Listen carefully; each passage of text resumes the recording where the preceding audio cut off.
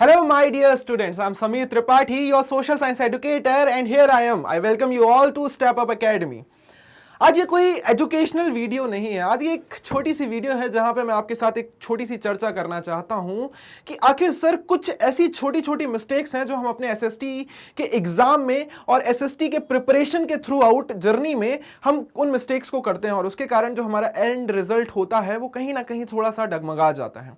तो इन छोटी छोटी बातों पर हम फोकस करेंगे और समझने की कोशिश करेंगे कि हमें कौन कौन से डूज करने हैं, कौन कौन से डोंट्स करने हैं, एंड सर हम अपने एसएसटी के एग्जाम में एक्सेल कर पाएंगे। क्योंकि सर ये जर्नी इतनी लंबी होती है, हम पूरे साल मेहनत करके जाते हैं और उन 3 घंटों में हम अपने उस पूरे साल की मेहनत को लिखते हैं। लेकिन उसी मेहनत में अगर छोटी छोटी बातों का हम ध्यान रख लें या उन छोटी छोटी बातों को याद रख लें तो शायद ये जर्नी और एकदम खूबसूरत हो जाएगी और एंड रिजल्ट जो होगा वो भी बहुत ही बेटर होगा। तो इस वीडियो में हम ऐसी ही 8 बातों के ऊपर फोकस करेंगे जो आपको अपनी एसएसटी प्रिपरेशन के थ्रू आउट और अपने एग्जामिनेशन में याद रखनी है। ठीक है, तो चलिए शुरू करते हैं। सबसे पहली बात जो मैं आपको बताना चाहता हूं कि सर किसी भी एग्जाम की प्रिपरेशन से पहले उसके सिलेबस का थॉरो नॉलेज सबसे ज्यादा इंपॉर्टेंट है। और ये टिप आपको सिर्फ एसएसटी के लिए नहीं, सारे सब्जेक्ट्स के लिए फॉलो करनी है कि सर सिलेबस का नॉलेज होना सबसे ज्यादा जरूरी है। आप किसी भी एग्जाम की प्रिपरेशन क्यों ना कर रहे हो, वो भले ही कोई सा सब्जेक्ट क्यों ना हो, पहले आपको सिलेबस देखना सबसे ज्यादा जरूरी है। क्यों? क्योंकि पिछले 2-3 सालों में सीबीएसई ने सिलेबस को काफी ज्यादा रैशनलाइज किया है, बहुत सा कंटेंट डिलीट किया है, बहुत सी चीजें ऐड की हैं, बहुत सी चीजें शॉर्ट करके ट्रिम की हैं। उन सारी चीजों का नॉलेज आपको होना चाहिए ताकि जब आप प्रिपरेशन कर रहे हो तो जो टॉपिक्स नहीं आ रहे हैं उन पर फोकस करने की जरूरत ही क्यों है। जितने टॉपिक्स आ रहे हैं सर हम उनको ही अच्छे से पढ़ के जाएंगे ताकि अच्छे अच्छे मार्क्स हम लेकर आ सकें। तो सबसे इंपॉर्टेंट टिप और सबसे पहली चीज जो आपको आज ही करनी है वो ये करनी है कि जाकर अपना सिलेबस देखना है कि सर हमारा अपडेटेड सिलेबस क्या है, कौन कौन से टॉपिक ट्रिम हो चुके हैं, कौन कौन से टॉपिक शॉर्टलिस्ट हो चुके हैं, कौन कौन से टॉपिक्स फाइनल एग्जाम में आ रहे हैं। उन सब चीजों की आपको थॉरो नॉलेज होनी चाहिए। तो sir first and foremost thing, आज अभी इसी वक्त जाके अपना सिलेबस सबसे पहले देखिएगा। ठीक है, और वो सिर्फ एसएसटी के लिए नहीं है, किसी भी एग्जाम के लिए आपको अपना सिलेबस देखना सबसे जरूरी है। सबसे पहला काम अपने सिलेबस की नॉलेज रखिए। ठीक है सर, सिलेबस देख लिया, अब क्या करना है? अब सर आपको यह करना है कि सिर्फ एनसीईआरटीज पर फोकस करना है। कई बार क्या होता है ना, अपने सिलेबस को कंप्लीट करने के लिए हम क्या करते हैं अपनी जर्नी के दौरान, कई सारी बुक्स पे फोकस करने लगते हैं कि सर एक बार एक टॉपिक एक बुक से पढ़ लिया, फिर हम दूसरी बुक में जंप कर गए, फिर हम तीसरी बुक को भी रेफर कर रहे हैं, फिर सर हम अरिहंत को फॉलो कर रहे हैं, हम एक अलग बुक रिफ्रेशर को फॉलो कर रहे हैं, गाइड को फॉलो कर रहे हैं, और कहीं ना कहीं उन सब में हमारी नॉलेज जो है हमें पता तो चल रहा है बट एक जो क्रिस्प हमें नॉलेज याद रखनी है वो हम नहीं रख पा रहे हैं।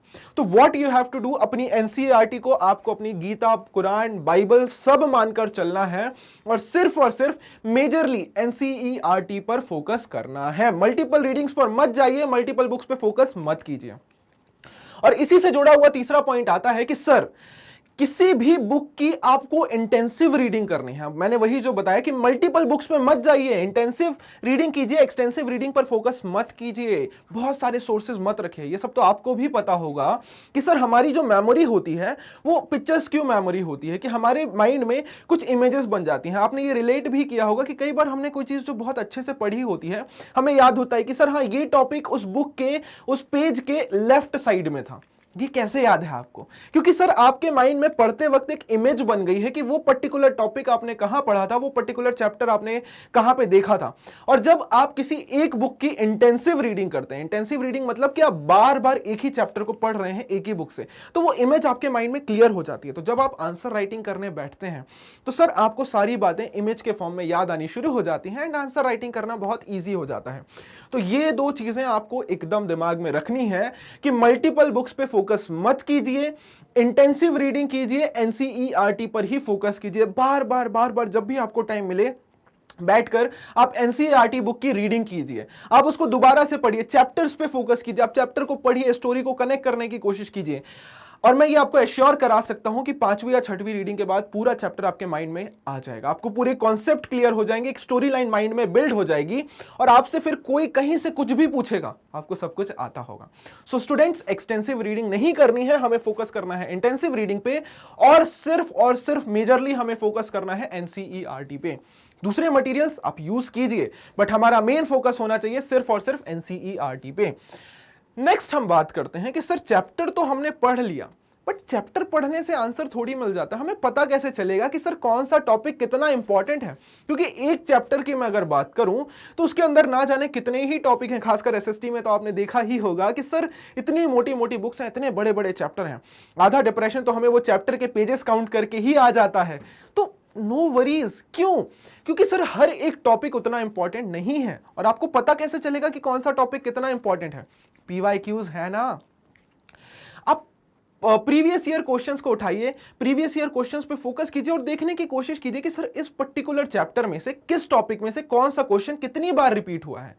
वो आपको अपने आप बता देगा कि सर ये जो टॉपिक है ये बहुत इंपॉर्टेंट है, इसमें से तो एग्जामिनर हमेशा सवाल पूछना ही चाहता है, वो हमेशा इस टॉपिक पे इंटरेस्टेड होता है।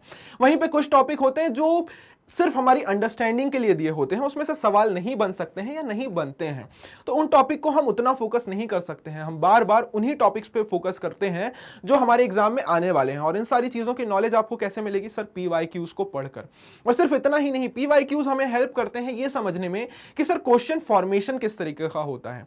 कि सर हमने एक टॉपिक पढ़ा तो था, ठीक है, वो टॉपिक हमें समझ भी आया, बट सवाल कुछ ऐसा पूछ लिया कि वो हमें याद नहीं आया कि उसमें लिखना क्या है। ऐसा क्यों हो रहा है? वो आजकल कंपिटेंसी बेस्ड के क्वेश्चन चलते हुए जो नया ट्रेंड आया है, सीबीएसई कॉम्पिटेंसी बेस्ड क्वेश्चन दे रहा है, उनमें वो जनरली कोशिश ये करते हैं कि आपकी बुक की कोई भी एक लाइन उठा लेंगे, पर्टिकुलर टॉपिक की कोई भी लाइन एज इट इज उठा लेंगे और लिख देंगे एलैबोरेट। अब आपको वो याद होना चाहिए कि सर ये लाइन किससे रिलेटेड है।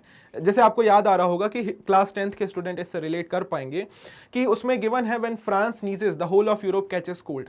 ये बहुत सिंपल सी लाइन है, बट हर साल इस पे क्वेश्चन बनता है और पूछा जाता है कि ये किस कॉन्टेक्स्ट में कहा गया और ये क्यों कहा गया।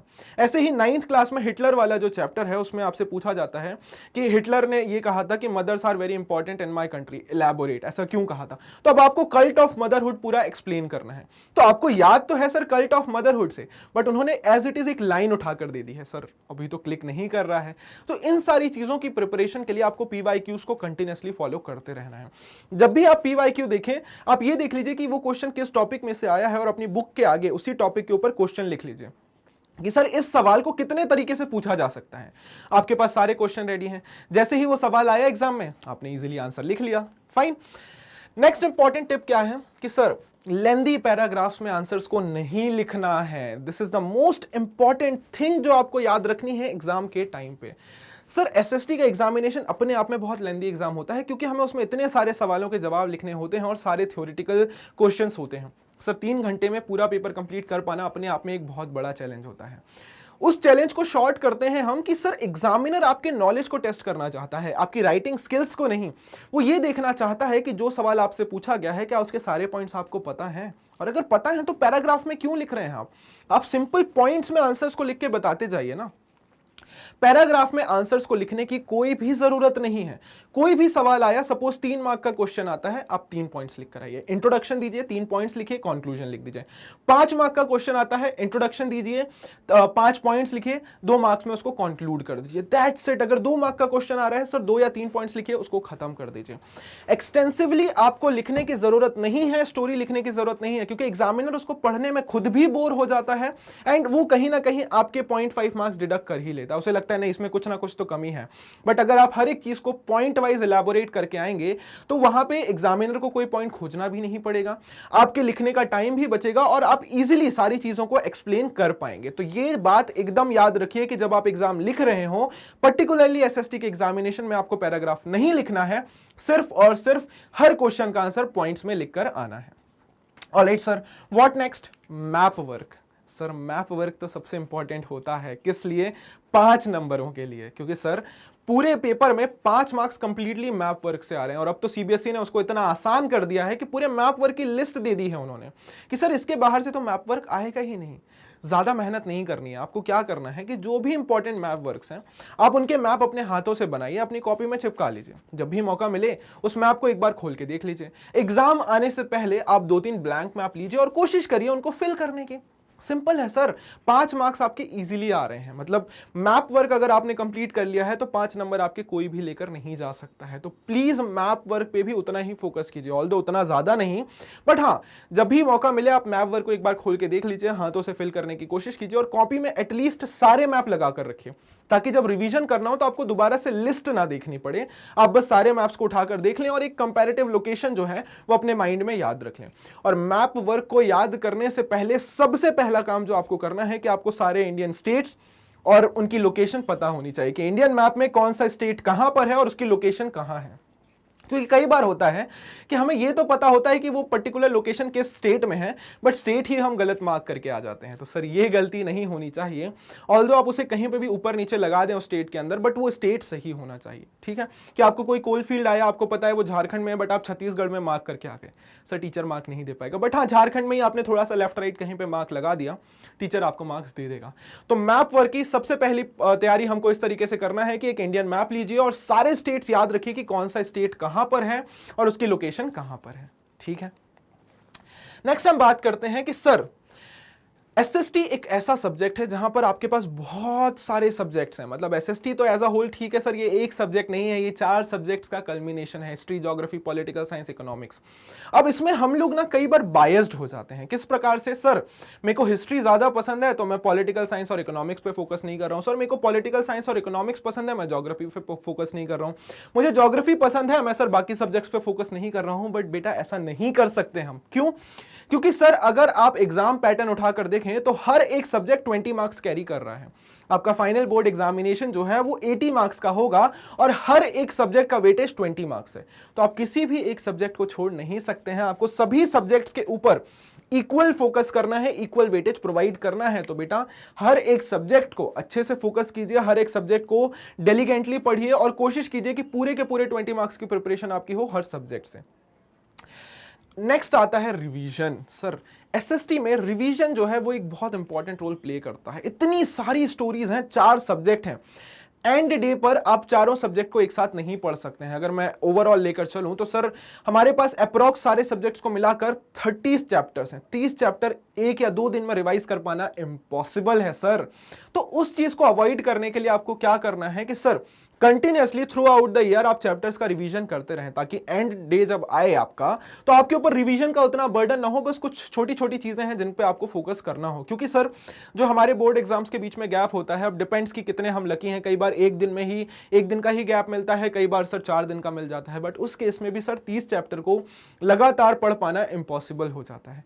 तो एंड डे तक के लिए कुछ भी मत रखिए, कंटिन्यूअसली पूरे साल रिवीजन करते रहिए, क्योंकि हमारे पास 4 सब्जेक्ट हैं, 30 चैप्टर हैं, एक दिन में कंप्लीट कर पाना उनको पॉसिबल नहीं है। ठीक है, तो ये रिवीजन पार्ट भी सबसे ज्यादा इंपॉर्टेंट है, स्पेशली एसएसटी के केस में, कि आपको एसएसटी का रिवीजन थॉरली करते रहना पड़ेगा। बाकी सब्जेक्ट्स के लिए तो ठीक है सर, एक ही सब्जेक्ट है, हमें उसमें एक ही चीज पे फोकस करना है। बट एसएसटी में हमारे पास 4 सब्जेक्ट हैं, चारों के अलग अलग थीम्स हैं। तो उन चारों थीम्स को हम ऐसा नहीं चाहेंगे कि इंटरमिक्स हो जाए और हम कहीं पर भी किसी तरीके से लैग कर जाएं। तो उसी कारण से थ्रू आउट द ईयर आपको अपना रिवीजन कंटिन्यू रखना है। फाइन। और आखिरकार आ जाते हैं कि सर अब प्रिपरेशन करें कैसे। क्या आप अभी भी कंफ्यूज्ड हैं कि सर इतने सारे डाउट्स आपने बता दिए, इतने सारी मिस्टेक्स आपने बता दी, बट इन सब चीज़ों का सोल्यूशन भी तो बता दीजिए। तो सर सोल्यूशन सिर्फ इकलौता है स्टेप अप एकेडमी।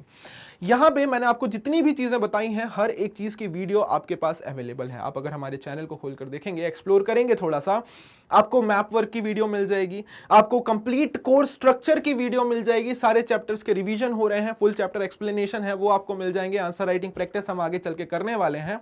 तो nothing to worry about, because हर एक प्रॉब्लम का solution we have brought for you. Step Up Academy में आपको सारे courses free of cost YouTube पर मिल रहे हैं। हर एक चीज, हर एक टॉपिक के ऊपर बहुत ही डिटेल्ड एक्सप्लेनेशन देने की कोशिश की है, और कोशिश हमारी यही है कि सर हर एक तरीके से आपकी एग्जामिनेशन की जो प्रिपरेशन है वो पूरी हो सके।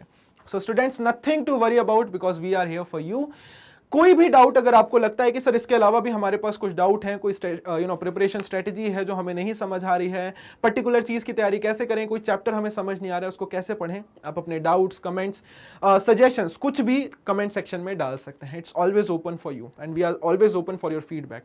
So students, thank you very much for joining us, thank you very much for watching this video. ऐसे ही नए नए कॉन्टेंट्स और वीडियोज के लिए स्टेप अप एकेडमी पे बने रहिए। Thank you very much for joining in. Thank you.